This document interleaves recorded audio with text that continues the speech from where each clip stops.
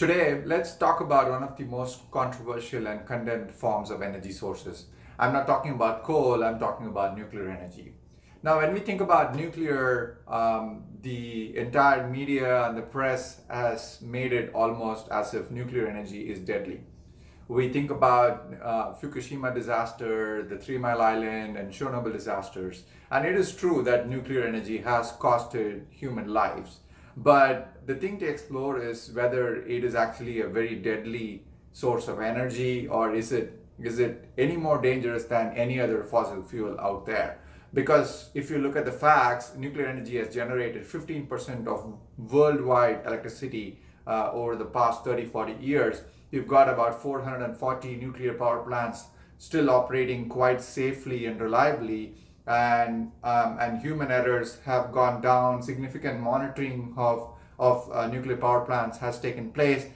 Technology has improved, of course, and barring a few natural disasters like the tsunami, really human errors have gone down in the operation of nuclear power plants. And 54 more nuclear power plants have gone into construction last year. As I said, 450 power plants are operating over 30 countries worldwide.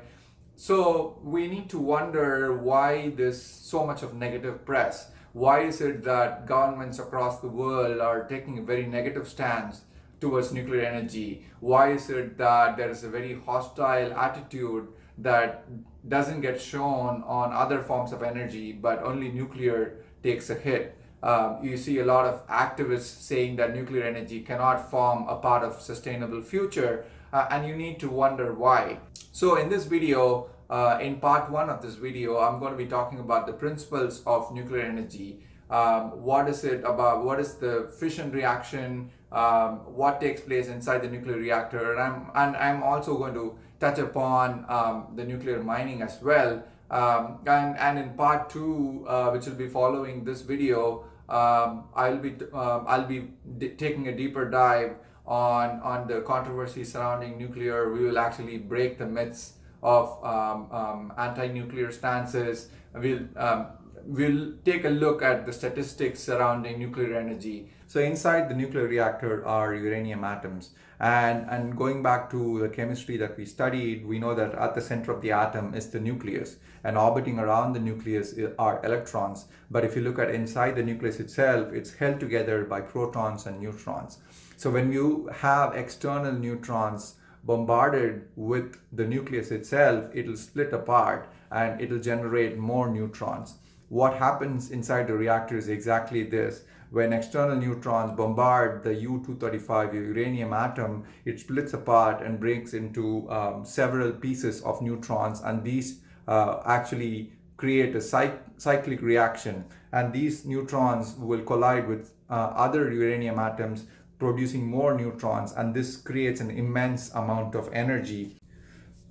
So if you look at this video, this actually shows how a nuclear reactor operates. You can see that inside the containment structure is where the fission reaction goes in. You've got control rods to control the reaction, that basically they accelerate or decrease the rate of fission reaction. And you have fuel rods that go inside the core. These fuel rods are nothing but uranium that's packed in the form of pellets, and they are almost arranged in metallic rod kind of structures, and they go directly into the core of the reactor. And what happens is the fission reaction takes place. It produces a lot of energy, like I explained before. This energy is transferred into water, and this water produces steam, and it rotates a turbine and produces power.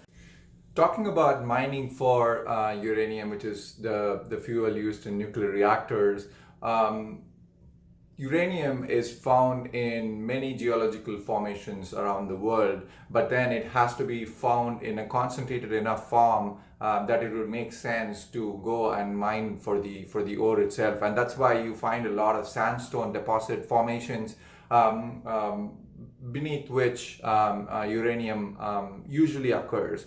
And if you look at the places where uranium is found, it mostly also overlaps with places where coal is also found. So uranium, when you look at it compared with coal mining, is not a whole lot different. You still have the same hazards associated with uranium mining itself. Still, it presents a lot of tricky conditions for operators to go inside mines. There can be open pit mining and also underground mining as well. So a lot of risks associated with coal mining is also associated with nuclear mining itself. So the one additional risk that is posed by uranium mining is the uranium tailings, which are a waste byproduct of uranium mining. So in mining itself, the raw uranium ore is actually crushed into fine sand, and they then separate out whatever is needed for the nuclear facility, and the remaining radioactive sludge, you call them as tailings. And what happens is that these tailings are stored above ground, and actually they contain radioactive sand. And these sand can be carried across great distances by wind, and they have the potential to enter the food chain and bodies of water, which is why there is so much of danger posed by these sand dispersal. This concludes part one of today's video about understanding the principle behind nuclear energy, and I hope you found this interesting. But do look forward to the next video where I will focus more on the controversy surrounding nuclear energy. We'll look at the safety factors that go into nuclear reactors. We'll also look at some of the dangers posed, and we'll see whether all the negative press around nuclear energy is actually a myth or is it actually true.